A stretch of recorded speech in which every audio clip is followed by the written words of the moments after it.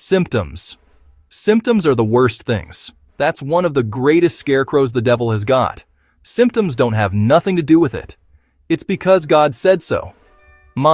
If there's anybody that ever had a case of symptoms, it was Jonah. He ought to have had symptoms.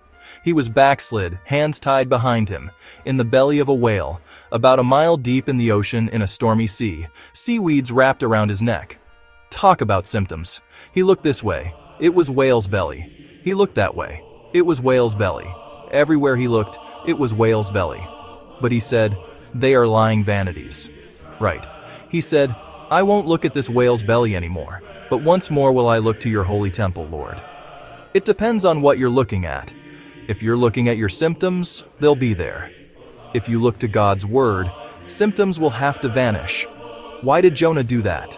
Because he knew that when Solomon dedicated that temple, he said, "Lord, if thy children be in trouble at any place and will look towards this holy place and pray, then they will hear from heaven." And he believed that God heard Solomon's prayer. If Jonah, under those circumstances, could believe that God heard Solomon's prayer, how much more ought we to believe when we look once more to the holy temple, where Jesus sits at the right hand of the Majesty in heaven with his own body as a sacrifice?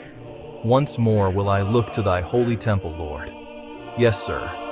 God kept him alive for 3 days and nights and delivered him over in Nineveh, where he belonged. Expectations.